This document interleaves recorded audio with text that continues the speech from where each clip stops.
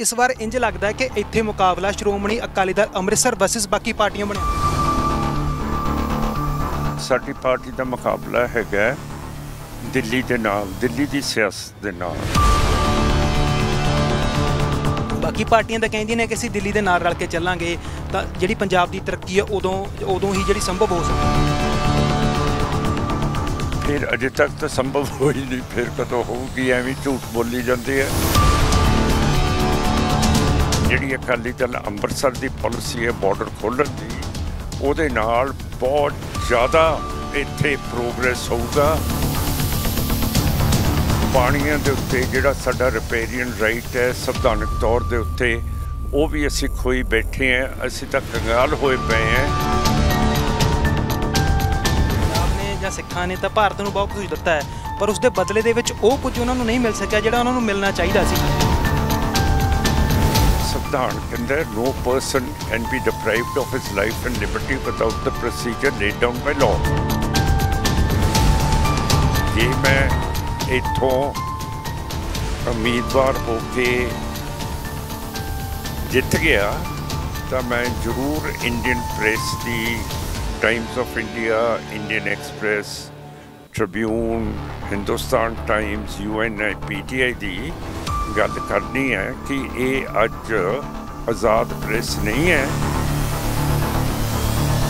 रंगरेटे सिख उन्होंने जीवन देखा पिंडों के जाके, उन्होंने को एक कमरा है तो एको कमरे मियाँ बीबी सौंदे है, उन्हों का पुत ते नूंह भी सौंदे है। जे उसकी धी आ जाए अपने मालक नाल, वो भी उत्थे सौंदी है। तो कड़ाके की जो शीतल सर्दी हुंदी है उदों भी उन्हां दी मझ उस कमरे दे विच बन दिंदे है। हुण तुसीं दसो ये कोई जीवन है? उन्हां दीयां छोटियां कुड़ियां, उन्हां दी मां नूं वेह ही नहीं मिलती कि इन्हां दे केस असीं कर दईए वाह दईए, ते वो तां जट्टां बणीआं पईआं। तो मेरा मतलब है ये है इंडिया, ये है पंजाब जिहड़ा ये कहंदे है कि असीं दिल्ली तो पैसा लेके ते इत्थे पंजाब दे विच वरतांगे। किहड़ा पैसा दिल्ली देऊगा? दिल्ली तो आप सिखां दे खिलाफ है। BJP RSS कहंदी है सारियां धर्मां नूं मैं अपने हिंदुत्व दे विच मिला लेना है, ते जे कल्ला कल्ला सिख अपने धर्म की गल करे तो तुहानूं सारिਆਂ ਨੂੰ तकलीफ है कि सिमरनजीत सिंह सिक्खी की गल कर। वाहिगुरू जी का खालसा, वाहिगुरू जी की फतेह। पंजाब KTV देख रहे हो, मैं मनदीप सिंह तुहाडे सारिਆਂ ਦਾ स्वागत करदा। संगरूर लोक सभा जिमनी चोण जो कि पंजाब का ਉਹ ਧੁਰਾ बन चुके है जिथों पंजाब की हुण सियासत चलती नज़र आ रही है। इस वार इत्थे सियासत इस करके भी ज़्यादा सरगर्म है क्योंकि पंजाब के मुख मंत्री जिहड़े भगवंत मान ने वो भी संगरूर तो ने। तो इस बार ये देखना होगा कि संगरूर तो आम आदमी पार्टी का किला बचदा है जां उन्हां दा किला ढाया जांदा। पर वड्डी गल ये है कि इस बार संगरूर तो वड्डी हमायत सरदार सिमरनजीत सिंह मान नूं मिल रही है। सरदार सिमरनजीत सिंह मान साडे नाल ने, आओ उन्हां दे नाल गलबात करदे हां। वाहिगुरू जी का खालसा, वाहिगुरू जी की फतेह। वाहिगुरू जी का खालसा, वाहिगुरू जी की फतेह। जी आयां नूं सरदार साहब जी। ਤਾਂ ਲੋਕਾਂ ਦਾ ਰਿਸਪੌਂਸ ਕਿਵੇਂ ਦਾ ਮਿਲ ਰਿਹਾ ਜੀ ਇਸ ਵਾਰ? ਦੇਖੋ ਤੁਸੀਂ ਬਹੁਤ ਮਾਹਰ ਜਰਨਲਿਸਟ ਹੋ, ਲੋਕਾਂ ਨੂੰ ਜਿਹੜਾ ਕੈਂਡੀਡੇਟ ਦੱਸੂਗਾ ਉਹ ਤਾਂ ਆਪਣੀ ਗੱਲ ਦੱਸੂਗਾ। ਤੁਸੀਂ ਜੋ ਕੁਝ ਦੇਖਿਆ ਉਹ ਲੋਕਾਂ ਨੂੰ ਦੱਸੋ ਕਿ ਕੀ ਹਾਲ ਹੈ ਕੈਂਪੇਨ ਦਾ।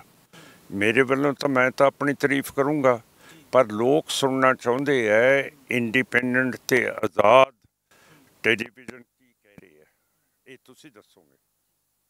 इस बार काफ़ी ज़्यादा जिहड़ा तुहानूं लोकां दी जिहड़ी सपोर्ट आ वो मिल रही है। तो एक दौर सी जो श्रोमणी अकाली दल अमृतसर दा पंजाब दे विच एक वड्डा दौर रहा, उस तो बाद श्रोमणी अकाली दल बादल दा आया, कांग्रेस की सरकार आई, इस बार झाड़ू की सरकार आई है। पर इस बार इंज लगता है कि इत्थे मुकाबला श्रोमणी अकाली दल अमृतसर वर्सेस बाकी पार्टियां बनया होया।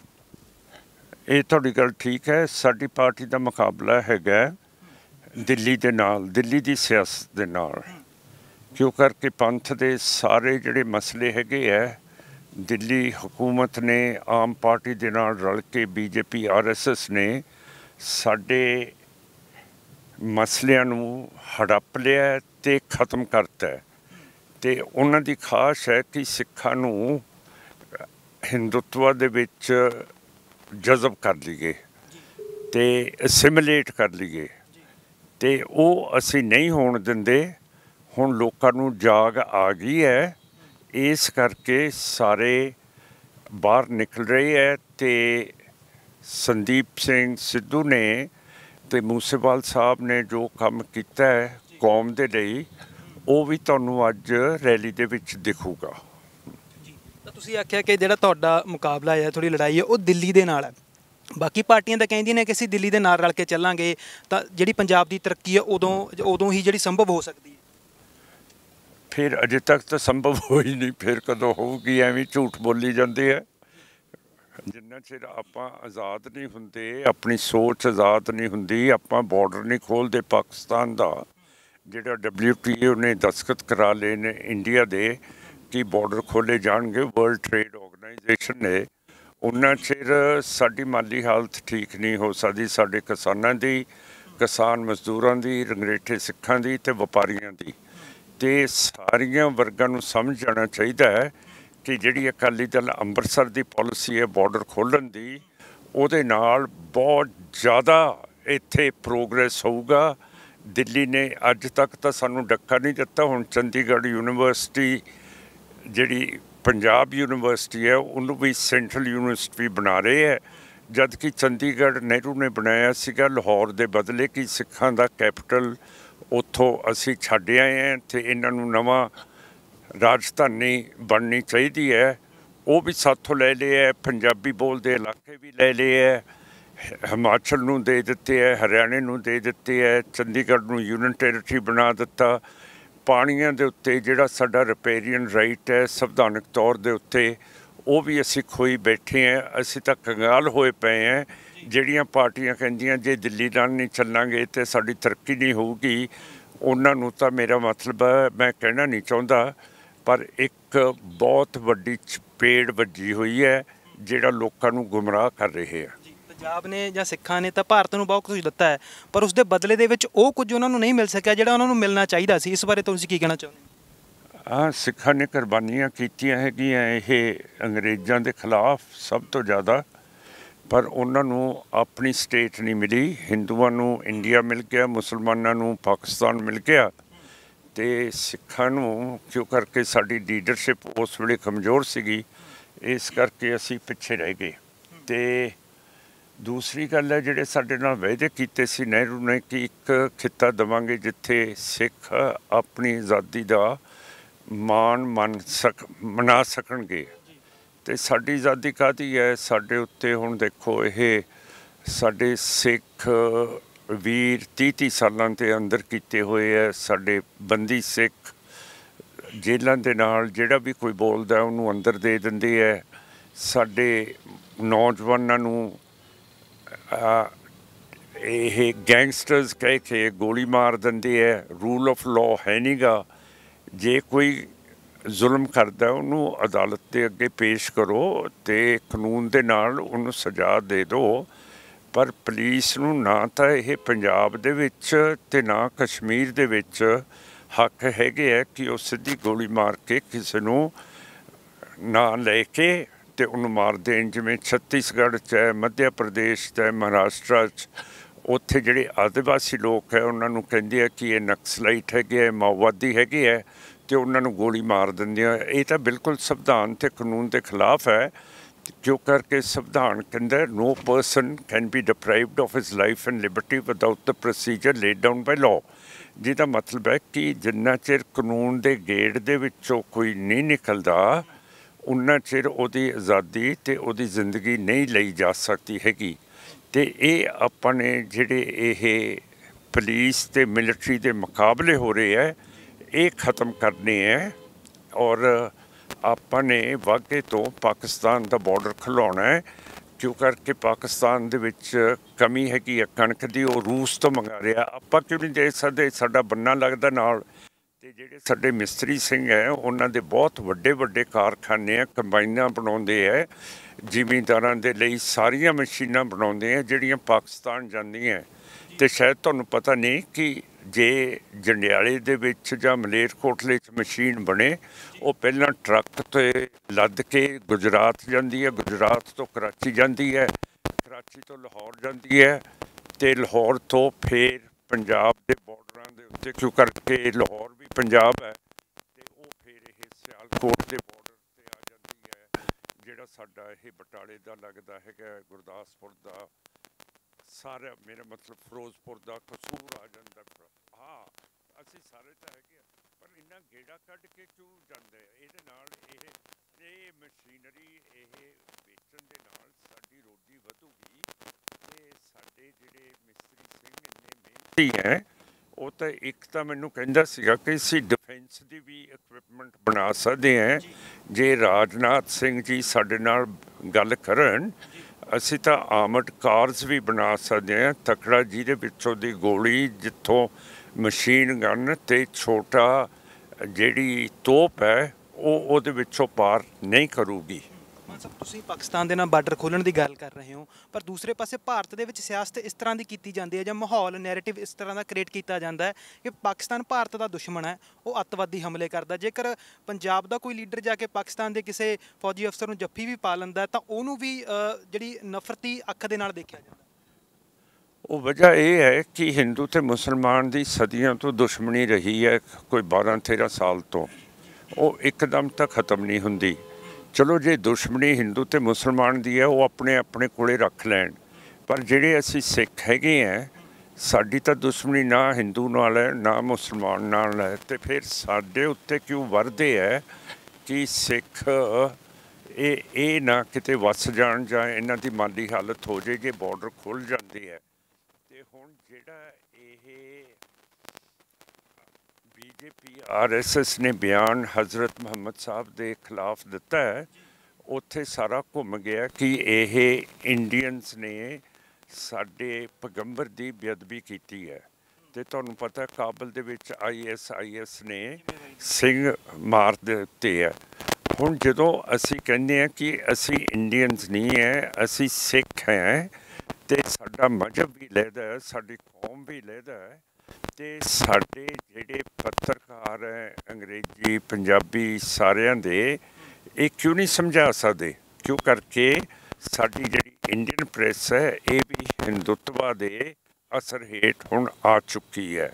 ਤੇ ਜੇ ਮੈਂ ਇੱਥੋਂ ਉਮੀਦਵਾਰ ਹੋ ਕੇ ਜਿੱਤ ਗਿਆ ਤਾਂ ਮੈਂ ਜ਼ਰੂਰ Indian press the, Times of India, Indian express, Tribune, Hindustan Times, UNI PTI ਦੀ ਗੱਲ ਕਰਨੀ ਹੈ ਕਿ ਇਹ ਅੱਜ ਆਜ਼ਾਦ ਪ੍ਰੈਸ ਨਹੀਂ ਹੈ, ਜਦ ਕਿ ਕੌਨਸਟੀਟਿਊਸ਼ਨ ਇਹਨਾਂ ਨੂੰ ਪੂਰਾ ਹੱਕ ਦਿੰਦੀ ਹੈ ਆਜ਼ਾਦੀ ਦੇ ਨਾਲ ਗੱਲ ਕਰਨ ਦੀ। ਕਿਉਂ ਕਰਕੇ ਜੇ ਅਮਰੀਕਾ 'ਚ ਦੇਖੀਏ, ਨਿਊਯਾਰਕ ਟਾਈਮਜ਼ ਹੈ, ਵਾਸ਼ਿੰਗਟਨ ਪੋਸਟ ਹੈ, ਲਾਸ ਐਂਜਲਿਸ ਟਾਈਮਜ਼ ਹੈ, ਉਹ ਨਹੀਂ ਦੇਖਦੇ ਕਿ ਇਹ ਕਿਹੜੀ ਕੌਮ ਦਾ ਹੈ, ਕਿਹੜੇ ਮਜ਼ਹਬ ਦਾ ਹੈ, ਉਹ ਅਸਲੀ ਰਿਪੋਰਟਿੰਗ ਕਰਦੇ ਆ। ਪਰ ਸਾਡੇ ਪ੍ਰੈਸ ਸਾਨੂੰ ਸਾਡੇ ਨਾਵਾਂ ਦੇ ਪਿੱਛੋਂ ਸਿੰਘ ਨਹੀਂ ਲਾਉਂਦੀ, ਤੇ ਫਿਰ ਸਾਨੂੰ ਟੈਰਰਿਸਟ ਕਹਿੰਦੀ ਹੈ, ਰੈਡੀਕਲਸ ਕਹਿੰਦੀ ਹੈ, ਐਕਸਟ੍ਰੀਮਿਸਟ ਕਹਿੰਦੀ ਹੈ। ਪਰ ਜਦ ਕਿ ਇਹ ਸਾਰਾ ਕੁਛ ਤਾਂ BJP RSS ਅੱਜ ਕਰ ਰਿਹਾ ਹੈ, ਜੋ ਕੁਛ ਕਸ਼ਮੀਰ ਦੇ ਵਿੱਚ ਕੀਤਾ ਹੈਗਾ। ਜਿਵੇਂ ਹੁਣ ਜਿਹੜੇ ਪ੍ਰੋਟੈਸਟ ਹੋਏ ਹੈ ਮੁਸਲਮਾਨਾਂ ਦੇ ਕਿ ਹਜ਼ਰਤ ਮੁਹੰਮਦ ਸਾਹਿਬ ਦੇ ਖਿਲਾਫ ਮਾੜੇ ਇਸਤੇਮਾਲ BJP ਨੇ ਤੇ RSS ਨੇ ਲਫ਼ਜ਼ ਇਸਤੇਮਾਲ ਕੀਤੇ ਹੈ, ਤੇ ਜਿਹੜਾ ਇਹ ਪ੍ਰਯਾਗ ਦਾ ਮੁਸਲਮਾਨ ਲੀਡਰ ਸੀ ਉਹਦਾ ਘਰ ਹੀ ਇਹ ਬੁਲਡੋਜ਼ਰਾਂ ਨਾਲ ਢਾਤਾ, ਤੇ ਜਿੰਨੀਆਂ ਵੀ ਗਰੀਬ ਮੁਸਲਮਾਨਾਂ ਦੀਆਂ ਬਸਤੀਆਂ ਸੀਗੀਆਂ ਦਿੱਲੀ ਦੇ ਵਿੱਚ, UP, ਮੱਧ ਪ੍ਰਦੇਸ਼, ਹਰਿਆਣੇ ਦੇ ਵਿੱਚ, ਉਹਨਾਂ ਦੇ ਉੱਤੇ ਵੀ ਗਰੀਬਾਂ ਦੇ ਉੱਤੇ ਬੁਲਡੋਜ਼ਰ ਫੇਰਤੇ ਹੈ। ਜਦ ਕਿ ਇੰਦਰਾ ਗਾਂਧੀ ਜਿੰਨੇ ਪਾਲਿਸੀ ਬਣਾਈ ਹੈ ਉਹਨੇ ਤਾਂ ਕਿ ਅਸੀਂ ਰੋਟੀ ਕੱਪੜਾ ਮਕਾਨ, ਤੇ ਜੇ ਰੋਟੀ ਕੱਪੜਾ ਮਕਾਨ ਕੇ ਹੈ ਤੇ BJP ਨੇ ਫਿਰ ਬੁਲਡੋਜ਼ਰ ਲੈ ਆਂਦੇ ਆ ਉਹਨਾਂ ਦੇ ਉੱਤੇ, ਹੈ ਨਾ। ਤੇ ਹੁਣ ਕੀ ਇਹ ਜਿਹੜੇ ਗਰੀਬ ਨੇ ਆਪਣੇ ਗਰੀਬ ਹੈਗੇ ਹੈ ਰੰਗਰੇਟੇ ਸਿੱਖ, ਉਹਨਾਂ ਦਾ ਜੀਵਨ ਦੇਖਿਆ ਪਿੰਡਾਂ ਦੇ ਵਿੱਚ ਜਾ ਕੇ? ਉਹਨਾਂ ਕੋਲ ਇੱਕ ਕਮਰਾ ਹੈਗਾ, ਤੇ ਇੱਕੋ ਕਮਰੇ 'ਚ ਮੀਆਂ ਬੀਬੀ ਸੌਂਦੇ ਹੈ, ਉਹਨਾਂ ਦਾ ਪੁੱਤ ਤੇ ਨੂੰਹ ਵੀ ਸੌਂਦੇ ਹੈ। ਜੇ ਉਹਦੀ ਧੀ ਆ ਜੇ ਆਪਣੇ ਮਾਲਕ ਨਾਲ, ਉਹ ਵੀ ਉੱਥੇ ਸੌਂਦੀ ਹੈ। ਤੇ ਕੜਾਕੇ ਦੀ ਜਦੋਂ ਸੀਤਲ ਸਰਦੀ ਹੁੰਦੀ ਹੈ ਉਦੋਂ ਵੀ ਉਹਨਾਂ ਦੀ ਮੱਝ ਉਸੇ ਕਮਰੇ ਦੇ ਵਿੱਚ ਬੰਨ੍ਹ ਦਿੰਦੇ ਹੈ। ਹੁਣ ਤੁਸੀਂ ਦੱਸੋ ਇਹ ਕੋਈ ਜੀਵਨ ਹੈ? ਕਦੇ ਤੁਸੀਂ, ਮੇਰਾ ਖਿਆਲ ਤੁਸੀਂ ਜਰਨਲਿਸਟ ਹੋ, ਸਵੇਰੇ ਸਵੇਰੇ ਤੁਸੀਂ ਸੜਕਾਂ ਦੇ ਉੱਤੇ ਜਾਓਗੇ ਤੇ ਤੁਸੀਂ ਦੇਖੋਗੇ ਕਿ ਇੱਕ ਬੀਬੀ ਜਾ ਰਹੀ ਹੈ ਜਿਹਦੇ ਖੱਬੇ ਮੋਢੇ ਦੇ ਉੱਤੇ ਇੱਕ ਲੰਬਾ ਜਿਹਾ ਖੇਸ ਪਾਇਆ ਹੋਇਆ। ਉਹਨੇ ਫਿਰ ਜਾ ਕੇ ਕੱਖ ਕੰਡਾ ਤਾਂ ਨਹੀਂ, ਪਰ ਕੋਈ ਵੀ ਹਰੀ ਚੀਜ਼, ਬੂਟੀ ਬਾਟੀ, ਸੜਕਾਂ ਇੱਧਰੋਂ ਉੱਧਰੋਂ ਮਿਲੂਗੀ, ਬਾਥੂ ਵਗੈਰਾ, ਉਹ ਉਹਦੇ ਵਿੱਚ ਭਰ ਕੇ ਆਪਣੇ ਡੰਗਰਾਂ ਦੀ ਲੈ ਕੇ ਆਉਣਾ। ਫਿਰ 2 ਵਜੇ ਫਿਰ ਨਿਕਲ ਜੂਗੀ, ਉਹੀ ਚਾਦਰ ਉਹਦੇ ਖੱਬੇ ਇਹ ਮੋਢੇ 'ਤੇ ਪਈ ਹੋਊਗੀ। ਫਿਰ ਉੱਥੋਂ ਕੱਖ ਕੰਡਾ, ਛੋਟੀ ਛੋਟੀ ਲੱਕੜੀ ਆਪਣੀ ਰੋਟੀ ਪਕਾਉਣ ਦੇ ਲਈ ਲੈ ਕੇ ਆਊਗੀ। ਉਹਨਾਂ ਕੋਲ ਕੋਈ ਗੈਸ ਨਹੀਂ, ਜਨਮ ਹੈ ਉਹਨਾਂ ਦਾ, ਹਿੱਲ ਹੈ ਇਹ ਜੀਵਨ ਜਿਹੜਾ ਅੱਜ ਇੰਡੀਆ ਹੈ, ਜਿਨ੍ਹਾਂ ਨੇ ਇੰਨਾ ਖਰਾਬ ਗਰੀਬਾਂ ਦਾ ਹਾਲਾਤ ਕੀਤੇ ਹੈ। ਉਹਨਾਂ ਦੇ ਬੱਚੇ ਦੇਖੋ, ਉਹਨਾਂ ਦੀਆਂ ਲੱਤਾਂ ਸੁੱਕੀਆਂ ਪਈਆਂ, ਉਹਨਾਂ ਦੀਆਂ ਬਾਹਾਂ ਸੁੱਕੀਆਂ ਪਈਆਂ, ਅਤੇ ਉਹਨਾਂ ਦੀਆਂ ਛੋਟੀਆਂ ਕੁੜੀਆਂ, ਉਹਨਾਂ ਦੀ ਮਾਂ ਨੂੰ ਵੇਰ ਹੀ ਨਹੀਂ ਮਿਲਦੀ ਕਿ ਇਹਨਾਂ ਦੇ ਕੇਸ ਅਸੀਂ ਕਰ ਦਈਏ, ਵਾਹ ਦਈਏ, ਅਤੇ ਉਹ ਤਾਂ ਜੱਟਾਂ ਬਣੀਆਂ ਪਈਆਂ। ਤਾਂ ਮੇਰਾ ਮਤਲਬ ਇਹ ਹੈ ਇੰਡੀਆ, ਇਹ ਹੈ ਪੰਜਾਬ, ਜਿਹੜਾ ਇਹ ਕਹਿੰਦੇ ਆ ਕਿ ਅਸੀਂ ਦਿੱਲੀ ਤੋਂ ਪੈਸਾ ਲੈ ਕੇ ਅਤੇ ਇੱਥੇ ਪੰਜਾਬ ਦੇ ਵਿੱਚ ਵਰਤਾਂਗੇ। ਕਿਹੜਾ ਪੈਸਾ ਦਿੱਲੀ ਦੇਊਗਾ? ਦਿੱਲੀ ਤਾਂ ਆਪ ਸਿੱਖਾਂ ਦੇ ਖਿਲਾਫ ਹੈ। ਤਾਂ ਮੇਰਾ ਕਹਿਣ ਦਾ ਮਤਲਬ ਹੈ, ਜਦੋਂ ਤੱਕ ਦਿੱਲੀ ਦੀ ਪਾਲਿਸੀ ਹੈ ਕਿ ਸਿੱਖ, ਮੁਸਲਮਾਨ, ਬੁੱਧ, ਜੈਨੀਆਂ ਨੂੰ ਆਪਣੇ ਧਰਮ ਦੇ ਵਿੱਚ ਜਜ਼ਬ ਕਰ ਲੈਣਾ ਹੈ, ਅਤੇ ਇਹ ਕਿਹੜੇ ਲੀਡਰ ਹੈ? ਕਦੇ ਅੱਜ ਤੁਸੀਂ ਦੇਖਦੇ ਹੋ ਇਹਨਾਂ ਦੇ ਨਾਲ ਤਾਂ ਕੋਈ ਜਾ ਹੀ ਨਹੀਂ ਰਿਹਾ ਸੰਗਰੂਰ ਦੇ ਵਿੱਚ, ਨਾ ਚੀਫ ਮਿਨਿਸਟਰ ਦੇ ਨਾਲ ਜਾ ਰਹੇ ਹੈ, ਨਾ ਕਾਂਗਰਸ ਨਾਲ ਜਾ ਰਹੇ ਹੈ, ਨਾ BJP RSS ਨਾਲ ਜਾ ਰਹੇ ਹੈ, ਇਕੱਲੇ ਫਿਰਦੇ ਰਹਿਣਗੇ। ਹੁਣ ਤੁਸੀਂ ਮੇਰੇ ਨਾਲ ਦੌਰੇ 'ਤੇ ਚੱਲੇ ਹੋ, ਆਏ ਹੋਏ ਹੋ, ਤੁਸੀਂ ਦੇਖਿਓ ਕਿ ਕੋਈ ਵੀ ਤੁਹਾਨੂੰ ਆਮ ਪਾਰਟੀ ਦੀ ਕਾਰ ਮਿਲੂਗੀ ਜਾਂ ਕਾਂਗਰਸ ਦੀ ਮਿਲੂਗੀ ਜਾਂ BJP ਦੀ, ਤੁਹਾਨੂੰ ਕੱਖ ਵੀ ਨਹੀਂ ਮਿਲਣਾ ਹੈਗਾ। ਕਿਉਂ ਕਰਕੇ ਲੋਕ ਬਿਲਕੁਲ ਇਹਦੇ ਖਿਲਾਫ ਹੋ ਗਏ ਹੈ। ਅਤੇ ਜਿਹੜੇ ਸਾਡੇ ਚੀਫ ਮਿਨਿਸਟਰ ਸਾਹਿਬ ਸੀਗੇ, ਉਹਨਾਂ ਨੇ ਕੱਲ੍ਹ ਰੋਡ ਸ਼ੋਅ ਦੇ ਉੱਤੇ ਬਹੁਤ ਬਦਤਮੀਜ਼ੀ ਦੇ ਨਾਲ ਇਹੋ ਜਿਹੇ ਇਸ਼ਾਰੇ ਕੀਤੇ ਹੈ, ਜਿਹੜਾ ਕਿ ਆਪਾਂ ਪੰਜਾਬੀ ਦੇ ਵਿੱਚ ਮੈਂ ਕਹਿਣਾ ਨਹੀਂ ਚਾਹੁੰਦਾ, ਪਰ ਤੁਸੀਂ ਸਮਝ ਜਾਓਗੇ ਜਦੋਂ ਉਹਨਾਂ ਨੇ ਆਪਣੇ ਢਿੱਡ ਦੇ ਥੱਲੇ ਅਤੇ ਲੱਤਾਂ ਦੇ ਵਿਚਾਲੇ ਐ ਆਪਣੇ ਹੱਥ ਫੇਰੇ, ਜਿਹਦਾ ਮਤਲਬ ਹੁਣ ਤੁਸੀਂ ਸਮਝ ਸਕਦੇ ਹੋ ਉਹ ਕੀ ਕਹਿ ਰਹੇ ਹੈ ਕਿ ਆਹ ਲੈ ਲਓ ਮੈਥੋਂ। ਹਾਂ, ਮੇਰਾ ਮਤਲਬ ਇਹੋ ਜਿਹੀ ਸ਼ਰਮਨਾਕ ਚੀਫ ਮਿਨਿਸਟਰ ਇਸ਼ਾਰੇ ਕਰੇ ਤਾਂ ਮੇਰਾ ਮਤਲਬ ਉਹਦਾ ਕੀ ਕਹੋਗੇ ਤੁਸੀਂ? ਹਾਂ ਹਾਂ ਮਾਨ ਸਾਹਿਬ, ਜਿਵੇਂ ਤੁਸੀਂ ਗੱਲ ਕੀਤੀ ਹੈ ਘਰੇਟੇ ਸਿੱਖਾਂ ਦੀ ਗੱਲ ਕੀਤੀ ਹੈ, ਤਾਂ ਜਿਹੜੇ ਸਿੱਖ ਨੇ ਉਹ ਕਦੇ ਵੀ ਆਪਣੀ ਇੱਕ ਧਿਰ ਨਹੀਂ ਖੜੀ ਕਰ ਸਕੇ ਭਾਰਤ ਦੇ ਵਿੱਚ ਕਿ ਅਸੀਂ ਇੱਕ ਧਿਰ ਹਾਂ। ਸਿੱਖ ਵੰਡੇ ਹੋਏ ਨੇ ਜੱਟਾਂ ਦੇ ਵਿੱਚ, ਸਿੱਖ ਵੰਡੇ ਹੋਏ ਨੇ ਮਜ਼੍ਹਬੀਆਂ ਦੇ ਵਿੱਚ, ਸਿੱਖ ਵੰਡੇ ਹੋਏ ਨੇ ਤਰਖਾਣਾਂ ਦੇ ਵਿੱਚ, ਤਾਂ ਸਿੱਖਾਂ ਦੇ ਵਿੱਚ ਆਪਸੀ ਵੰਡੀਆਂ ਬਹੁਤ ਨੇ। ਤੁਹਾਨੂੰ ਲੱਗਦਾ ਨਹੀਂ ਕਿ ਇਸ ਦੇ ਵਿੱਚ ਕਸੂਰ ਸਿੱਖਾਂ ਦਾ ਵੀ ਹੈ ਕਿ ਕਦੇ ਉਹ ਇੱਕ ਨਹੀਂ ਹੋ ਸਕੇ, ਇੱਕ ਧਿਰ ਨਹੀਂ ਖੜੀ ਕਰ ਸਕੇ, ਗੱਲ ਨਹੀਂ ਕਰੀ ਉਹਨਾਂ ਨੇ ਕਿ ਹਾਂ ਅਸੀਂ ਗੱਲ ਕਰਨੀ ਚਾਹੁੰਦੇ ਹਾਂ, ਟੇਬਲ ਟਾਕ ਕਰਨੀ ਚਾਹੁੰਦੇ ਹਾਂ ਸਰਕਾਰ ਦੇ ਨਾਲ? ਇਹ ਤਾਂ ਬਿਲਕੁਲ ਤੁਹਾਡੀ ਗੱਲ ਠੀਕ ਹੈ, ਪਰ ਸਾਰੇ ਮੁੱਦਿਆਂ ਦੇ ਉੱਤੇ ਤਾਂ ਸਿੱਖ ਇੱਕ ਹੋ ਜਾਂਦੇ ਹੈ। ਹੁਣ ਯੂਰਪ ਦੇ ਵਿੱਚ ਸਾਰੇ ਈਸਾਈ ਹੈ, ਪਰ ਉੱਥੇ ਸਾਰੇ ਮੁਲਕ ਵੱਖਰੇ ਹੈ। ਫਰਾਂਸ, ਬਰਤਾਨੀਆ, ਰੂਸ, ਸਵੀਡਨ, ਨਾਰਵੇ, ਇਟਲੀ, ਜੇ ਉਹ ਸਾਰੇ ਕ੍ਰਿਸਚਨ ਹੈ, ਫਿਰ ਉਹ ਇੱਕ ਕਿਉਂ ਨਹੀਂ ਹੋ ਜਾਂਦੇ? ਦੱਸੋ, ਤੁਸੀਂ ਮੈਨੂੰ ਦੱਸੋ ਇਹਦਾ। ਮੈਂ ਕਾਊਂਟਰ ਸਵਾਲ ਤੁਹਾਨੂੰ ਪੁੱਛ ਲਿਆ ਹੈ ਕਿ ਉਹ ਨਹੀਂ ਇਕੱਠੇ ਹੁੰਦੇ, ਅਤੇ ਆਪਾਂ ਇਕੱਠੇ ਹੈ ਜਦੋਂ ਇਸ਼ੂਜ਼ ਹੋ ਜਾਂਦੇ ਆ। ਹੁਣ ਜਿਵੇਂ ਰੂਸ ਨੇ ਯੂਕਰੇਨ ਦੇ ਉੱਤੇ ਹਮਲਾ ਕਰਤਾ ਹੈ, ਹੁਣ ਸਾਰੇ ਯੂਰਪ ਦੇ ਮੁਲਕ ਖੜ ਗਏ ਆ ਰੂਸ ਦੇ ਖਿਲਾਫ, ਅਤੇ ਇਸੇ ਤਰ੍ਹਾਂ ਹੀ ਸਿੱਖ ਇਕੱਠੇ ਹੋ ਕੇ ਖੜ ਜਾਂਦੇ ਹੈ। ਜਦੋਂ ਹੁਣ ਸਾਡੇ ਚੀਫ ਮਿਨਿਸਟਰ ਸਾਹਿਬ ਨੇ ਕਿਰਪਾਨ ਦੇ ਬਾਰੇ ਗੱਲ ਕੀਤੀ ਹੈ, ਬੇਹੂਦੀ, ਜਿਹੜਾ ਇੱਕ ਸਾਡਾ ਕਕਾਰ ਹੈ, ਅਤੇ ਜਿਵੇਂ ਆਪਣੇ ਹੱਥ ਐਂ ਥੱਲੇ ਨੂੰ ਫੇਰੇ ਹੈ ਆਪਣੇ ਢਿੱਡ ਅਤੇ ਲੱਤਾਂ ਦੇ ਵਿਚਾਲੇ, ਅਤੇ ਉਹ ਸਾਰੇ ਸਮਝ ਗਏ ਹੈ ਕਿ ਕੀ ਕਹਿ ਰਹੇ ਚੀਫ ਮਿਨਿਸਟਰ ਸਾਹਿਬ। ਹੁਣ ਸਾਰੇ ਇਹ ਗੱਲ ਕਰ ਰਹੇ ਹੈ ਕਿ ਚੀਫ ਮਿਨਿਸਟਰ ਸਾਹਿਬ ਨੇ ਇਹੋ ਜਿਹੀ ਗੱਲ ਕਿਉਂ ਕਰਨੀ ਸੀ? ਜੇ ਉਹਨਾਂ ਦੇ ਕੋਲੇ ਲੋਕ ਨਹੀਂ ਸੀ ਆ ਰਹੇ, ਅਤੇ ਫਿਰ ਉਹਨਾਂ ਨੇ ਇਹੋ ਜਿਹਾ ਗੰਦਾ ਕੰਮ ਕਿਉਂ ਕੀਤਾ, ਹੈ ਨਾ? ਜੇਕਰ ਤੁਸੀਂ ਸੰਸਦ ਦੇ ਵਿੱਚ ਜਾਂਦੇ ਹੋ ਤਾਂ ਸਿੱਖ ਸੋਵਰੈਨਟੀ ਦੀ ਗੱਲ ਜਿਹੜੀ ਲੰਬੇ ਸਮੇਂ ਤੋਂ ਕਰਦੇ ਆਉਂਦੇ ਉੱਥੇ ਕੀਤੀ ਜਾਵੇਗੀ? ਉਹ ਤਾਂ ਕਰ ਵੀ ਦਿੱਤੀ ਹੈ ਮੈਂ। ਹੁਣ ਤੁਸੀਂ ਤਾਂ ਪੁਰਾਣੀਆਂ ਗੱਲਾਂ ਕਰੀ ਜਾਂਦੇ ਹੋ। ਹੁਣ ਜਿਹੜੀਆਂ ਚੀਜ਼ਾਂ ਮੈਂ ਕਰ ਦਿੱਤੀਆਂ, ਇਸ ਵਾਰ ਕਿਹੜੇ ਮੁੱਦੇ ਹੋਣ? ਤੁਸੀਂ ਇਸ ਵਾਰੀ ਇੱਕ ਤਾਂ ਪਾਕਿਸਤਾਨ ਨਾਲ ਮੁੱਦਾ ਖੋਲ੍ਹਣ ਦਾ ਹੋਊਗਾ, ਇੱਕ ਗਰੀਬਾਂ ਦਾ ਅਤੇ ਇੱਕ ਵਪਾਰੀਆਂ ਦਾ, ਅਤੇ ਇਹ ਕਿਸਾਨਾਂ ਦਾ ਅਤੇ ਕਿਸਾਨ ਮਜ਼ਦੂਰ ਦਾ ਜਿਹੜੀ ਭੁੱਖਮਰੀ ਪੰਜਾਬ ਦੇ ਵਿੱਚ ਫੈਲ ਗਈ ਹੈ ਇਹਦੀ ਗੱਲ ਕਰਨੀ ਹੈ। ਔਰ ਜੇ ਆਪਾਂ ਪਾਕਿਸਤਾਨ ਨੂੰ ਕਣਕ ਭੇਜਣ ਲੱਗ ਪਈਏ, ਹੁਣ 1-2 ਦਿਨਾਂ 'ਚ ਤੁਸੀਂ ਜੇ ਦੇਖੋਗੇ ਸਾਡੀਆਂ ਪੈਲੀਆਂ ਵੱਲ ਕਿਸਾਨ ਬਾਸਮਤੀ ਦਾ ਬੀਜ ਲਾ ਰਹੇ ਹੈ ਅਤੇ ਬਾਸਮਤੀ ਦੀ ਕੀਮਤ ਇੱਥੇ ਸਿਰਫ 3000 ਰੁਪਈਆ ਕੁਇੰਟਲ ਹੈ। ਜੇ ਪਾਕਿਸਤਾਨ ਆਪਾਂ ਟੱਪ ਜਾਈਏ ਅਤੇ ਅਗਲੇ ਮੁਲਕ ਆਪਾਂ ਇਰਾਨ ਚਲੇ ਜਾਈਏ ਅਤੇ ਉੱਥੇ 9000 ਰੁਪਈਆ ਕੁਇੰਟਲ ਬਾਸਮਤੀ ਦੀ ਕੀਮਤ ਹੈ। ਹੁਣ ਜਦੋਂ ਇਹ ਚੀਜ਼ਾਂ ਬਾਹਰ ਜਾਣਗੀਆਂ, ਇਹ ਲਾਜ਼ਮੀ ਹੈ ਕਿ ਟਰਾਂਸਪੋਰਟ ਸਾਡੀ ਵਧੂਗੀ ਅਤੇ ਸਾਡੇ ਸਿੱਖਾਂ ਦੇ 2 ਕਿੱਤੇ ਹੈ, ਇੱਕ ਤਾਂ ਜ਼ਿਮੀਂਦਾਰ ਹੈ ਅਤੇ ਇੱਕ ਟਰਾਂਸਪੋਰਟ ਹੈ। ਹਾਂ, ਅਤੇ ਸਾਰੇ ਜਿਹੜੇ ਬੇਰੁਜ਼ਗਾਰ ਸਾਡੇ ਨੌਜਵਾਨ ਹੈ ਉਹਨਾਂ ਨੂੰ ਰੋਜ਼ੀ ਮਿਲ ਜੂਗੀ, ਕੋਈ ਆਰਾ ਮਿਲ ਜੂਗਾ। ਉਹ ਟਰੱਕਾਂ ਦੇ ਉੱਤੇ ਸਾਰੇ ਏਸ਼ੀਆ ਦਾ ਗੇੜਾ ਕੱਢ ਕੇ ਲੈ ਕੇ ਆਉਣਗੇ, ਉੱਥੋਂ ਚੀਜ਼ਾਂ ਲੈ ਕੇ ਆਉਣਗੇ, ਇੱਥੋਂ ਸਾਡੀਆਂ ਚੀਜ਼ਾਂ ਉੱਥੇ ਪਹੁੰਚਾਉਣਗੇ। ਹੁਣ ਤੁਹਾਨੂੰ ਸ਼ਾਇਦ ਪਤਾ ਨਹੀਂ, ਜਦੋਂ ਇਹ 1947 ਤੋਂ ਪਹਿਲਾਂ ਜਿਹੜੀ ਸਾਡੀ ਕਾਂਗੜੇ ਦੀ ਚਾਹ ਹੁੰਦੀ ਸੀ ਉਹ ਸਾਰੀ ਅਫਗਾਨਿਸਤਾਨ ਜਾਇਆ ਕਰਦੀ ਸੀਗੀ। ਅਫਗਾਨਿਸਤਾਨੀ ਜਿਵੇਂ ਆਪਾਂ ਦਾਰਜਲਿੰਗ ਦੀ ਚਾਹ ਪਸੰਦ ਕਰਦੇ ਹੈ, ਉਹ ਸਿਰਫ ਕਾਂਗੜੇ ਦੀ ਚਾਹ ਪੀਂਦੇ ਸੀਗੇ ਅਤੇ ਉਹ ਵੀ ਬੰਦ ਹੋ ਗਈ ਹੈ। ਕਿਉਂ ਕਰਕੇ ਇਹ ਬਾਰਡਰ ਬੰਦ ਕਰਤੇ ਹੈ ਹਿੰਦੂਤਵਾ ਨੇ ਅਤੇ ਇਹ ਇਸਲਾਮ ਨੇ। 2 ਜਥੇਦਾਰ ਨੇ ਇਸ ਟਾਈਮ ਸਿੱਖ ਕੌਮ ਦੇ ਕੋਲ, ਇੱਕ ਤਾਂ ਜਥੇਦਾਰ ਹਰਪ੍ਰੀਤ ਸਿੰਘ, ਦੂਸਰੇ ਜਥੇਦਾਰ ਨੇ ਜਿਹੜੇ ਸਰਬੱਤ ਖਾਲਸਾ ਦੇ ਵੱਲੋਂ ਥਾਪੇ ਗਏ ਨੇ ਜਥੇਦਾਰ ਹਵਾਰਾ ਜੀ। ਤਾਂ ਇੱਕ ਜਥੇਦਾਰ ਜੀ ਨੇ ਤੁਹਾਨੂੰ ਸਪੋਰਟ ਕੀਤੀ ਹੈ, ਦੂਸਰੇ ਜਥੇਦਾਰ ਸ਼੍ਰੋਮਣੀ ਅਕਾਲੀ ਦਲ ਬਾਦਲ ਦੀ ਸਪੋਰਟ ਕਰ ਰਹੇ ਨੇ। ਤਾਂ ਲੋਕ ਕਿਹਨਾਂ ਨੂੰ ਅਸਲ ਜਥੇਦਾਰ ਮੰਨਣ, ਕਿਹਨਾਂ ਦੀ ਗੱਲ ਲੋਕਾਂ ਨੂੰ ਮੰਨਣੀ ਚਾਹੀਦੀ ਹੈ?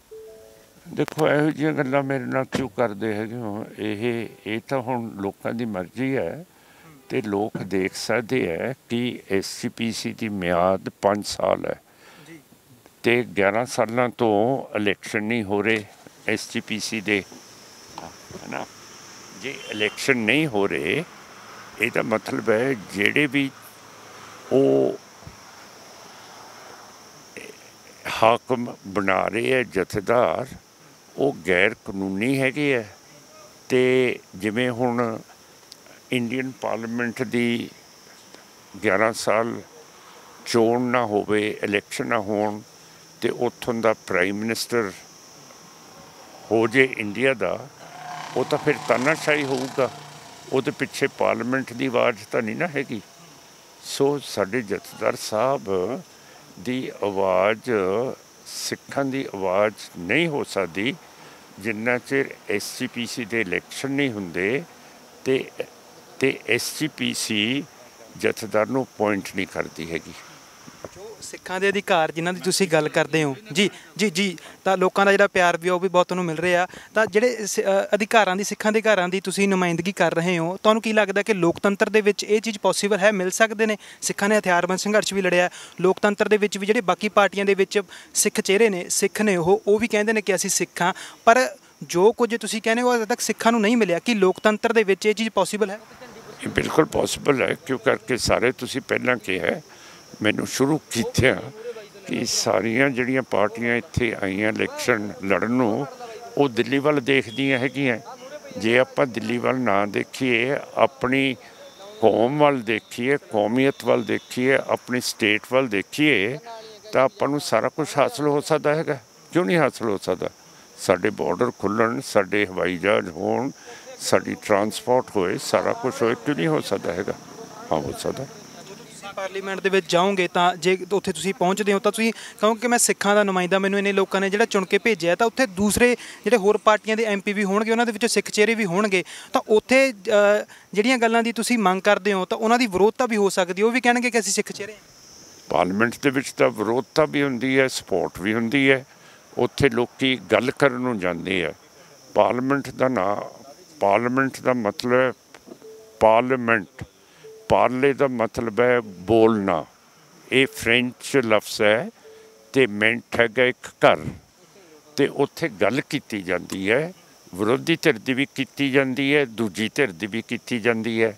ਉੱਥੇ ਮੰਨੀ ਜਾਏ ਨਾ ਮੰਨੀ ਜਾਏ, ਪਰ ਰਿਕਾਰਡ ਤਾਂ ਹੋ ਜਾਂਦੀ ਹੈ ਉੱਥੇ, है ना। हाँ हाँ प्लीज़। हाँ जी दसो मैनू, मैं ਟੈਲੀਵਿਜ਼ਨ ਨਾਲ ਗੱਲ ਕਰ ਰਿਹਾ, ਤੁਸੀਂ ਦੱਸੋ ਤੇ ਕਰ ਲੈਣ ਦਿਓ ਮੈਨੂੰ ਪਲੀਜ਼। ਤੁਸੀਂ ਮੇਰੀ ਸਪੋਰਟ ਕਰ ਦਿਓ। Thank you. ਹਾਂ ਤਸਵੀਰ ਖਿਚਾਉਣਾ ਚਾਹੁੰਦੇ ਆ ਤੁਸੀਂ, ਤਸਵੀਰ ਖਿਚਾ ਲਓ ਜੇ ਖਿਚਾਉਣੀ ਉਹਨਾਂ ਦੇ ਨਾਲ ਜੀ, ਜ਼ਰੂਰ। ਉਹਨਾਂ ਦਾ ਮਨ ਹੈ ਤਸਵੀਰ ਦੇ ਵਿੱਚ ਜੀ।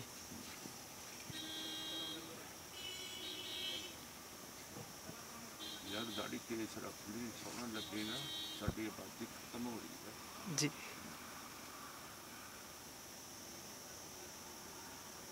Thank you. ਜਿੱਤਾ ਜੀ ਫਤਿਹ ਮਾਨ ਸਾਹਿਬ, ਆਖਰੀ ਸਵਾਲ ਹੈ ਕਿ ਲੈ ਲਿਆ ਜਵਾਬ ਜੀ ਬਿਲਕੁਲ। ਤੁਸੀਂ ਜਿਸ ਤਰ੍ਹਾਂ ਉਸ ਨੌਜਵਾਨ ਨੂੰ ਆਖਿਆ ਕਿ ਦਾੜੀ ਕੇਸ ਰੱਖ ਲਈ, ਸਾਡੀ ਆਬਾਦੀ ਖਤਮ ਹੁੰਦੀ ਜਾ ਰਹੀ ਹੈ, ਤਾਂ ਆਬਾਦੀ ਦਾ ਹੋਣਾ ਲੋਕਤੰਤਰ ਦੇ ਵਿੱਚ, ਸਿੱਖਾਂ ਦੀ ਆਬਾਦੀ ਦਾ ਹੋਣਾ ਕਿੰਨਾ ਕੁ ਜ਼ਰੂਰੀ ਹੈ? ਸਿੱਖ ਤਾਂ ਆਪਣੇ ਪਰਿਵਾਰ ਦੇ ਵਿੱਚ ਬੱਚੇ ਵੀ ਇੱਕ ਜੰਮਣ ਲੱਗ ਗਏ ਨੇ, ਇੱਕ ਤੋਂ ਵੱਧ ਕਿਸੇ ਪਰਿਵਾਰ ਦੇ ਵਿੱਚ ਜ਼ਿਆਦਾਤਰ ਬੱਚਾ ਨਹੀਂ ਹੁੰਦਾ, ਜਾਂ ਜਿਹੜੀ ਜ਼ਿਆਦਾਤਰ ਆਬਾਦੀ ਹੈ ਉਹ ਪ੍ਰਵਾਸ ਕਰ ਰਹੀ ਹੈ। ਇਸ ਆਬਾਦੀ ਦਾ ਹੋਣਾ ਕਿੰਨਾ ਕੁ ਜ਼ਰੂਰੀ ਹੈ? ਆਬਾਦੀ ਤਾਂ ਜਿਹੜੇ ਇੱਥੇ ਹੈਗੇ ਉਹ ਤਾਂ ਆਪਣੀ ਸਿੱਖੀ ਦੇ ਵਿੱਚ ਰਹਿਣ ਕਿ ਨਾ ਰਹਿਣ।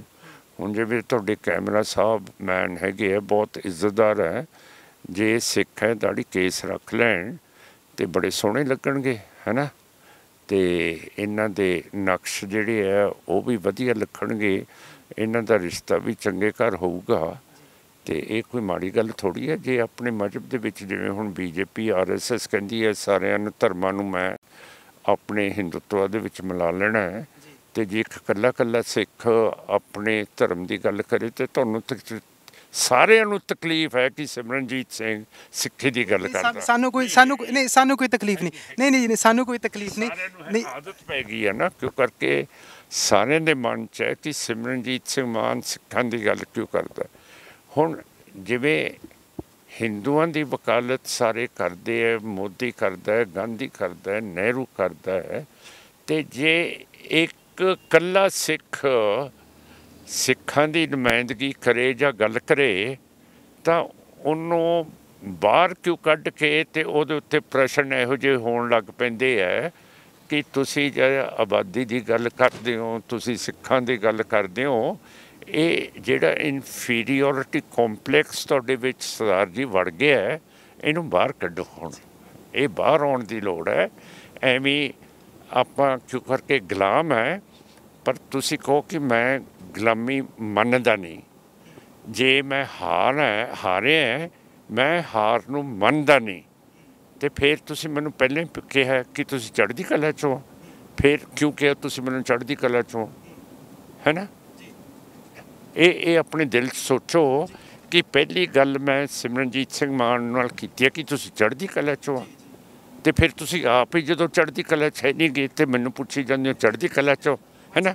ਨਹੀਂ, ਮੇਰਾ ਮਤਲਬ ਹੈ ਕਿ ਮੈਂ ਸਿੱਖਾਂ ਦਾ ਨੁਮਾਇੰਦਾ ਹੈਗਾ, ਉਹਨਾਂ ਦਾ ਵਕੀਲ ਹੈ, ਪਰ ਹਿੰਦੂਆਂ ਨੂੰ ਵੀ ਮੁਸਲਮਾਨਾਂ ਨੂੰ ਵੀ ਆਪਣੇ ਹੱਕ ਦਿੰਦਾ ਹੈ, ਪਰ ਮੈਂ ਹੈਗਾ ਸਿੱਖ ਹੈ।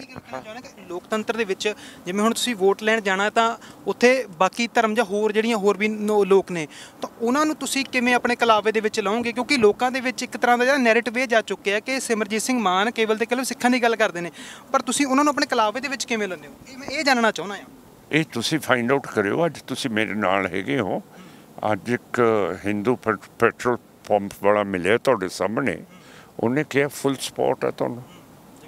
ਜਿਹੜੀ ਚੀਜ਼ ਆਪ ਦੇਖਦੇ ਹੋ ਫਿਰ ਮੈਨੂੰ ਸ਼ਰਮਿੰਦਾ ਕਿਉਂ ਕਰਦੇ ਹੋ? ਜਾਣ ਕੇ ਕਰਦੇ ਹੋ ਕਿ ਤੁਹਾਡੇ ਜਿਹੜੇ ਬੌਸਿਸ ਹੈਗੇ ਹੈ ਉਹ ਕਹਿਣਗੇ ਕਿ ਤੂੰ ਚੰਗੀ ਖੱਲ ਲਾ ਕੇ ਆਇਆ ਸਿਮਰਨਜੀਤ ਸਿੰਘ ਦੀ। ਤੁਹਾਡੇ ਸਾਹਮਣੇ ਉਹਨੇ ਕਹਿਤਾ, ਉਹ ਮੇਰਾ ਖਿਆਲ ਉਹਨਾਂ ਕੈਮਰਾਮੈਨ ਨੇ ਰਿਕਾਰਡ ਵੀ ਕਰ ਲਿਆ ਹੋਣਾ। ਫਿਰ ਕਿਉਂ ਮੈਥੋਂ ਸ਼ਰਮਿੰਦੇ ਹੁੰਦੇ ਹੋ? ਕਿਉਂ ਤੁਸੀਂ ਕੋਈ ਹਿੰਦੂ ਜਰਨਲਿਸਟ ਹਿੰਦੂ ਨੂੰ ਪੁੱਛਦਾ ਕਿ ਜੀ ਤੁਸੀਂ ਹਿੰਦੂਆਂ ਦੀ, ਕਦੇ ਮੋਦੀ ਨੂੰ ਕਿਸੇ ਨੇ ਕਿਹਾ, ਅਮਿਤ ਸ਼ਾਹ ਨੂੰ ਕਿਸੇ ਨੇ ਕਿਹਾ, ਭਗਵਤ ਨੂੰ ਕਿਹਾ ਕਿਸੇ ਨੇ ਕਿ ਜੀ ਆਪ ਤੋਂ ਸਿਰਫ ਹਿੰਦੂ ਕੀ ਬਾਤ ਕਰਤੇ ਹੋ? ਕਦੇ ਕਿਹਾ? ਅਤੇ ਫਿਰ ਇੱਕ ਸਿੱਖ ਜਰਨਲਿਸਟ ਨੂੰ ਕੀ ਲੋੜ ਹੈ? ਉਹਨੂੰ ਤਾਂ ਪ੍ਰਾਊਡ ਫੀਲ ਹੋਣਾ ਚਾਹੀਦਾ ਕਿ ਭਾਈ ਸਾਡੇ ਵਿੱਚ ਕੋਈ ਹੈਗਾ ਜਿਹੜਾ ਸਿੱਖਾਂ ਦੀ ਗੱਲ ਕਰਦਾ ਹੈ।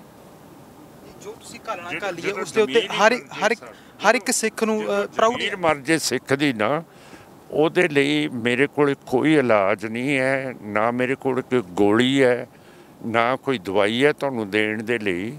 ਜਦੋਂ ਜ਼ਮੀਰ ਹੀ ਮਾਰ ਲਈ ਹੈ ਤਾਂ ਫਿਰ ਅਸੀਂ ਕੀ ਕਰੀਏ? ਮਾਨ ਸਾਹਿਬ, ਅਖੀਰ ਦੇ ਵਿੱਚ ਹੁਣ ਇਹੀ ਗੱਲ ਕਰਨਾ ਚਾਹਾਂਗੇ ਕਿ ਲੋਕਾਂ ਦਾ ਤੁਹਾਨੂੰ ਸਾਥ ਵੀ ਬਹੁਤ ਜ਼ਿਆਦਾ ਮਿਲ ਰਿਹਾ ਹੈ, ਇਸ ਵਾਰ ਚੜ੍ਹਦੀ ਕਲਾ ਦੇ ਵਿੱਚ ਵੀ ਹੋ ਤੇ ਜੋ ਤੁਸੀਂ ਘਾਲਣਾ ਘਾਲੀ ਹੈ ਉਸਦੇ ਉੱਤੇ ਮੈਨੂੰ ਨਹੀਂ ਹਰ ਇੱਕ ਸਿੱਖ ਨੂੰ ਜਿਹੜਾ ਪ੍ਰਾਊਡ ਫੀਲ ਹੁੰਦਾ ਹੈ ਕਿ ਇੱਕ ਕੌਮ ਦੇ ਵਿੱਚ ਇੱਕ ਅਜਿਹਾ ਜਰਨੈਲ ਹੈ ਜਿਹੜਾ ਨਾ ਤਾਂ ਝੁਕਿਆ ਹੈ, ਉਹ ਇੱਕ ਹਮੇਸ਼ਾ ਕੌਮ ਦੀ ਚੜ੍ਹਦੀ ਕਲਾ ਦੇ ਵਾਸਤੇ ਤੇ ਅੱਗੇ ਜਿਹੜਾ ਵਾਧਾ ਉਹ ਜਾ ਰਿਹਾ ਹੈ। ਪਰ ਸਿੱਖਾਂ ਦੇ ਭਵਿੱਖ ਦੇ ਬਾਰੇ ਆਖਰੀ ਸਵਾਲ ਹੈ ਕਿ ਸਿੱਖਾਂ ਦੇ ਭਵਿੱਖ ਦੇ ਬਾਰੇ ਕੀ ਕਹਿਣਾ ਚਾਹੋਗੇ ਕਿ ਸਿੱਖਾਂ ਦਾ ਭਵਿੱਖ ਹੁਣ ਅੱਗੇ ਕਿਵੇਂ ਦਾ ਭਾਰਤ ਦੇ ਵਿੱਚ? ਭਾਰਤ ਦੇ ਵਿੱਚ ਸਿੱਖਾਂ ਦਾ ਭਵਿੱਖ ਨਹੀਂ ਹੋ ਸਕਦਾ। ਇਹਨਾਂ ਦੀ ਅਲੱਗਾ ਮੁਲਕ ਹੋਣਾ ਚਾਹੀਦਾ, ਇੱਕ ਬਫਰ ਸਟੇਟ ਹੋਣੀ ਚਾਹੀਦੀ ਹੈ। ਇਸਲਾਮਿਕ ਪਾਕਿਸਤਾਨ, ਹਿੰਦੂ ਇੰਡੀਆ ਤੇ ਕਮਿਊਨਿਸਟ ਚੀਨ ਦੇ ਵਿਚਾਲੇ ਇਹ ਜਿਹੜੀ ਬਫਰ ਸਟੇਟ ਹੋਊਗੀ ਇਹ ਨਿਊਕਲੀਅਰ ਫ੍ਰੀ ਜ਼ੋਨ ਹੋਊਗੀ, ਕਿਉਂ ਕਰਕੇ ਤਿੰਨੇ ਮੁਲਕ ਲੱਦੇ ਪਏ ਹੈ ਪਰਮਾਣੂ ਹਥਿਆਰਾਂ ਦੇ ਨਾਲ ਤੇ ਤਿੰਨਾਂ ਦਾ ਇੱਟ ਕੁੱਤੇ ਦਾ ਵੈਰ ਹੈ ਆਪਸ ਦੇ ਵਿੱਚ। ਤੇ ਜੇ ਪਰਮਾਣੂ ਜੰਗ ਛਿੜ ਗਿਆ ਤਾਂ ਸਾਡਾ ਤਾਂ ਪੰਜਾਬ ਬਿਲਕੁਲ ਹੀ ਖਤਮ ਹੋ ਜਾਊਗਾ। ਤੇ ਪਰਮਾਣੂ ਹਥਿਆਰਾਂ ਨੇ ਇਹ ਨਹੀਂ ਦੇਖਣਾ ਕਿ ਇਹ ਹਿੰਦੂ ਹੈ, ਸਿੱਖ ਹੈ, ਮੁਸਲਮਾਨ ਹੈ, ਈਸਾਈ ਹੈ, ਰੰਗਰੇਟਾ ਹੈ ਜਾਂ ਕੁਛ। ਉਹਨਾਂ ਨੇ ਸਾਰਿਆਂ ਦਾ ਪੱਠਾ ਬਿਠਾ ਦੇਣਾ, ਕਿਉਂ ਕਰਕੇ ਜੇ ਇੰਡੀਆ ਇੱਕ ਨਿਊਕਲੀਅਰ ਬੰਬ ਛੱਡੂਗਾ ਉਹਦੇ ਵਿੱਚ ਇਹ ਕੋਈ ਜੰਤਰ ਨਹੀਂ ਹੋਊਗਾ ਕਿ ਇਹਦੇ ਸਿਰਫ ਮੁਸਲਮਾਨ, ਸਿੱਖ ਤੇ ਈਸਾਈ ਮਰਨਗੇ। ਜੇ ਪਾਕਿਸਤਾਨ ਆਪਣਾ ਬੰਬ ਨਿਊਕਲੀਅਰ ਛੱਡੂਗਾ ਉਹਦੇ 'ਚ ਕੋਈ ਜੰਤਰ ਨਹੀਂ ਕਿ ਇਹ ਮੁਸਲਮਾਨ ਬਚ ਜਾਣਗੇ, ਸਾਰੇ ਮਰ ਜਾਣਗੇ। ਜੇ ਕਮਿਊਨਿਸਟ ਚਾਈਨਾ ਆਪਣਾ ਨਿਊਕਲੀਅਰ ਬੰਬ ਛੱਡੂਗਾ ਉਹਦੇ 'ਚ ਕੋਈ ਜੰਤਰ ਨਹੀਂ ਕਿ ਸਾਰੇ ਮਰ ਜਾਣਗੇ ਤੇ ਕਾਮਰੇਡ ਬਚ ਜਾਣਗੇ। ਸੋ ਮੇਰਾ ਮਤਲਬ ਹੈ ਕਿ ਇੱਕ ਫ੍ਰੀ ਜ਼ੋਨ, ਤਿੰਨ ਲੜਾਕੂ ਤੇ ਦੁਸ਼ਮਣ ਮੁਲਕਾਂ ਦੇ ਵਿਚਾਲੇ ਜੇ ਬਣ ਜੇ ਫਿਰ ਦੱਖਣ ਏਸ਼ੀਆ ਦੇ ਵਿੱਚ ਸਦਾ ਦੇ ਲਈ ਅਮਨ ਤੇ ਚੈਨ ਰਹੂਗੀ ਤੇ ਅਮਨ ਤੇ ਚੈਨ ਦੀ ਬਾਂਸਰੀ ਵੱਜਦੀ ਰਹੂਗੀ। ਨਹੀਂ ਤਾਂ ਇਹ ਜਿਹੜਾ ਦੱਖਣ ਏਸ਼ੀਆ ਹੈ ਤਬਾਹ ਹੋ ਜਾਊਗਾ ਜੇ ਸਿੱਖ ਬਫਰ ਸਟੇਟ ਨਹੀਂ ਬਣਦੀ। ਮੈਂ ਦਲੀਲ ਦੇ ਨਾਲ ਕਿਹਾ, ਅਮਨ ਪਸੰਦ ਦੇ ਨਾਲ ਕਿਹਾ, ਜਮਹੂਰੀਅਤ ਦੇ ਵਿੱਚ ਰਹਿ ਕੇ ਕਿਹਾ। ਠੀਕ ਹੈ। ਹਾਂ, ਬਹੁਤ ਬਹੁਤ ਧੰਨਵਾਦ ਮਾਨ ਸਾਹਿਬ। ਤਾਂ ਸਰਦਾਰ ਸਿਮਰਜੀਤ ਸਿੰਘ ਮਾਨ ਦੇ ਨਾਲ ਗੱਲਬਾਤ ਕੀਤੀ ਹੈ, ਜਿਨ੍ਹਾਂ ਦਾ ਕਹਿਣਾ ਹੈ ਕਿ ਜੇਕਰ ਪੰਜਾਬ ਦੀ ਧਰਤੀ ਜਿਹੜੀ ਸਿੱਖ ਸਟੇਟ ਬਣਦੀ ਹੈ ਤਾਂ ਉਹ ਇੱਕ ਪਰਮਾਣੂ ਮੁਕਤ ਜਿਹੜੀ ਥਾਂ ਹੋਵੇਗੀ, ਉਹ ਹੋਵੇਗੀ ਜਿੱਥੇ ਤਮਾਮ ਦੁਨੀਆ ਜਿਹੜੀ ਉਹ ਆ ਕੇ ਜਿਹੜੀ ਚੈਨ ਦੀ ਸਾਹ ਹੈ ਉਹ ਲੈ ਸਕੇਗੀ। ਪਰ ਹੁਣ ਇਸ ਗੱਲ ਦਾ ਫੈਸਲਾ 23 ਤਰੀਕ ਨੂੰ ਹੋਵੇਗਾ ਕਿ ਸੰਗਰੂਰ ਦੇ ਲੋਕ ਕਿਹਨਾਂ ਦੇ ਹੱਕ ਦੇ ਵਿੱਚ ਢੁਕਦੇ ਨੇ। ਤੁਸੀਂ ਦੇਖਦੇ ਰਹੋ ਪੰਜਾਬ KTV। ਮੈਨੂੰ ਮਨਦੀਪ ਸਿੰਘ ਨੂੰ ਦਿਓ ਇਜਾਜ਼ਤ। ਧੰਨਵਾਦ। ਵਾਹਿਗੁਰੂ ਜੀ ਕਾ ਖਾਲਸਾ, ਵਾਹਿਗੁਰੂ ਜੀ ਕੀ ਫਤਿਹ।